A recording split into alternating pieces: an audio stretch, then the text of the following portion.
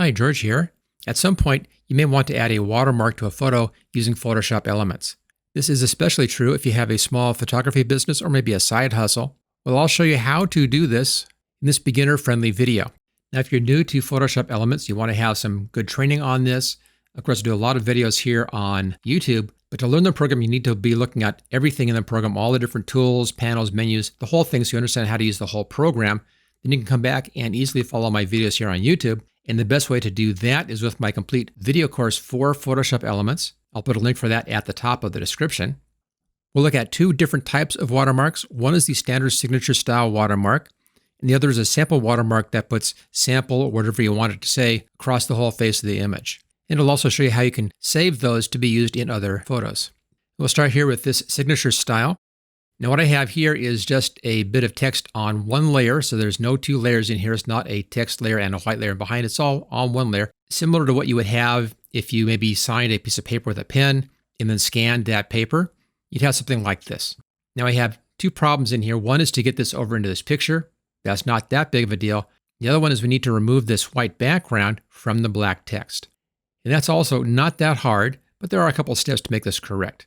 The first thing we need to do is to select out just the text itself. Let's just get this background picture out of the way so I can see this. There we go. For that, we'll grab the magic wand. Now down here, set your tolerance fairly low. I'll put mine at 7, so it's real low tolerance. The default is 32, so this is pretty low. Uncheck everything over here so that nothing is checked, and make sure that this is on New Selection. Then just come into a nice thick place and click in there, and that selects anything that's black in the whole photo. We can now use this and add a layer mask in here. I'll click on the layer mask button, and that hides all the white. Now, to have the best quality on this, it's better to work at a high resolution. This image happens to be at 300 dots per inch. Image resize, you can see right down here, resolution of 300. And that's a good resolution for this kind of a job in here. Now, if you scroll in on this, and if you see any gray edges in here, which might happen, that's why I set the tolerance down to just 7. I wanted to get just black and no little gray edges. If you do happen to get any gray edges, you can remove those by adding an adjustment layer up here.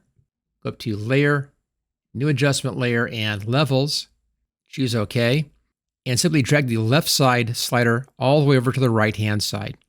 That will fill in any of those little gray lines which may happen around your letters and make it just a solid black. Again, in this image, we don't need that. This turned out just fine. Now, if you do this trick up here, you want to have all this stuff on one layer, so make sure that you collapse your layers. You can do that by right-clicking on the layer name and come down to Merge Visible. Everything's now on just one layer. Okay, now that we have that, we can get this into the photograph. I'll just drag this down here and float this, and go over to our photo bin and bring up the other photo. There we go. I'm going to dock that up here. If you don't have docking and floating windows working in your copy of Photoshop Elements, it's up here under the Edit menu and Preferences and General. And it's the option right over here, Allow Floating Documents in Advanced Mode. That's off by default. Go ahead and check that. It makes things much easier. I also have mine set up with Zoom with scroll wheel. That's also very useful. Then choose OK. Okay, now we have this. We can just drag and drop that over here. And notice it's a pretty good sized, I'll just get this out of the way. Probably too big for here, so I'm going to reduce the size a little bit. Use the Control-T keyboard shortcut. You can then bring that down by grabbing a handle over here and just kind of pulling it down. I'll make it a little large for this video just so it's easy to see. But you can choose whatever size you want. Now, I don't want to have this black like this. I want to have this lighter in color, and I want it to be just a little bit see-through. Let's zoom in on that. There, I'm using that scroll wheel to zoom.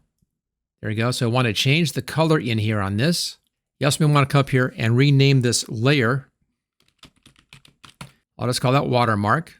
And let's put an adjustment layer on this. Go up to Layer, New Adjustment Layer, and Levels. This time, check this checkbox. Choose OK. And come down here where it says Output Levels. Grab the left side slider and pull it all the way over to the right-hand side. And that makes this white. Now, it's only white with that adjustment layer. If I hide that, it's back to black again. So this allows you to use whichever one works best for your particular image. You know, one or the other like that. Now, to make this see-through, all you have to do is go up here to the opacity level and bring your opacity down a little bit. There we go. And you get a nice transparent watermark, just like that. Choose the amount of transparency that works best with your particular image. Some images may need a brighter watermark. Some may be able to handle a less bright watermark. It's up to you. That's a personal choice. Okay, then Control 0 to fit screen. Okay, so we have our watermark done, and you want to be able to use this in other photos. All you have to do is just copy these two layers over. I would keep them separate so that you can readjust your transparency in here or readjust your color. Double click on that, and I can then come in here and readjust from white to black or gray tones, whatever I feel like. So having it as an adjustment layer gives me some flexibility in the future. Let's say I had a different picture open. I can do that easily enough. I have another picture right here. Let's go back to our background picture. I'll just take these two layers like that and just drag them over here. Now this image is at a lower resolution, so the watermark is a lot bigger. So I either have to bring the size of the watermark down to match this resolution or make the image size larger. If you're going for a print output, this should be at 300 pixels per inch anyway. So let's go ahead, we'll do that. I'll delete those. Let's go up here to Image, come down to Resize, Image Size, and just change the resolution here to 300. Choose OK. And I'll scroll back out so I can get that better. There we are. Let's just get this a bit better sized. Okay, back over here to our background. Select both layers, drag them over here, and there's a better size. And notice this is a light background. I'll just zoom in on that. So this would be better if this was a darker watermark. So double click on the adjustment layer, come over here and just pull this over to the side, to the left a little bit. Makes it black instead of white. And we still have that transparency in there. I can still adjust the transparency. Again, that's right up here on the opacity setting. Just do that one, come down here to this layer, opacity, and then you can adjust your opacity right here, whatever you like. And then Control 0 to fit screen. So that's how to add a watermark that can be used on different photos. I'm not going to save that one. Now, if you want to, you can just save this as its own file. Just do a file save as over here. Make sure you save it as a Photoshop file so you save your layers. So go up here to File, come down to Save As. And in here, I'm just going to change what this says to watermark. And I'm doing this in 2025, so leave that on there. There's my watermark file. You can then delete this one layer or leave it on as a reference. It's up to you. But we now have that saved. We can then just copy this over to any other file. So that's one way to do that. Another way is you can see this out as a paintbrush and then stamp it on. I don't like that technique as much because you lose some of the flexibility with this technique over here. So I normally just do it this way. If you want to save that as a paintbrush though, you can do that. It's a few more steps. Let's go over here to crop. And I'm going to crop in on just that watermark right here, just that signature. Crop in nice and tight. There we go. Choose OK. Let's change this up here. Make sure black is left side and white's right side. There we go. Put those clear to the ends. Click on that layer. Let's make the opacity 100 and then hide the background. And there we have just the text on its own separate layer. Now we can save this as a paintbrush. Go up here to Edit, come down to Define Brush, click on that, give it a name. It should be the same name as your file name. Choose OK. That's now saved as a paintbrush. I'll now use the Control-Z keyboard shortcut here to back up out of all of these steps and get us back to our full picture. There we go. Let's come down to the paintbrush. And it's going to be at the bottom of your current set of brushes. Now to make sure you save this, go over here, click on the three dots, and save that brush.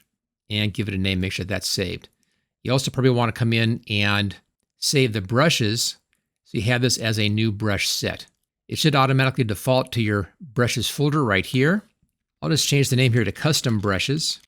There you go, Custom Brushes, and save. And now I can always go back and then reload that down here, Load Brushes, and navigate back to my brushes folder right here. And there it is. Again, it should default to that brush folder for you. Once you have it as a brush, make sure that your foreground color is what you want. I'll leave it at black. And then just come down to your layer, put a new layer on top of your background layer, on top of your image layer, and then just tap like that.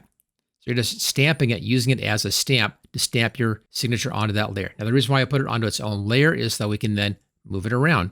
And there we go. So again, another easy way to come in here and use this as a stamp. Now it's not going to be quite as clean as the other technique. And we don't have the adjustment layers on this one, so I can't change the values in here without adding adjustment layers. So again, I prefer just drag and drop as opposed to making a brush, but you can make a brush that also works out just fine. Okay, let's say that you wanted to have your image say sample across the whole image, a whole bunch of copies of it saying sample across the whole image. We can do that very easily as well. Let's start off with a new image. Let's go up here to File and New, Blank File. I'll be doing a custom size in here at the bottom right there. And I want this in inches. Right now it's showing the whole picture size. I want this at 300 because we're working at 300. If I look at my image up here, this image is about 26.5 inches across. It's pretty big. I want to have my watermark be about, I'm looking at the upper left-hand corner, maybe 4 inches across. We get a whole bunch of them in here. So let's make this at 4 by 4. So it's a square image. Choose OK. Here's our square image. Let's go over here to the Type tool and let's find a nice solid text. I'll just use Arial Black. It's real easy. But right here, and I'll bring the size down a bit. We'll bring it down to 72 just to start off with. And I'll type in sample like that. And let's make sure everything down here is set correctly. That should be set to 0, and this should be set at auto. Here's our sample text. Control T for transform. Let's just grab this and drag this around. So we're at a 45-degree angle approximately. That's close enough. And I'll put that right there, right in the middle. Let's now hide that background, and let's save this as a pattern. Go up here to Edit, come down to Define Pattern. Just call this one Sample. It's my sample pattern. Choose OK. That's now been saved as a pattern. Let's go back over here. I'll go to the top. Let's make a new layer up here. I always do things on new layers to keep everything separate. Let's go to the Paint bucket and come down here where it says Pattern Fill. And then at the bottom of your pattern fill, you should see that sample right there.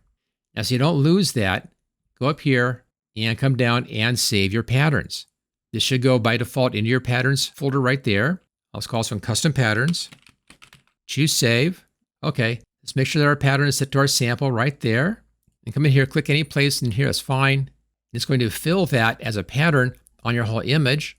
And then just change your opacity on that to the level that you want, like that. So it's easy to see the photograph, but it still says sample all over the whole thing. And again, you have some protection that way. Just bring back our watermark in here.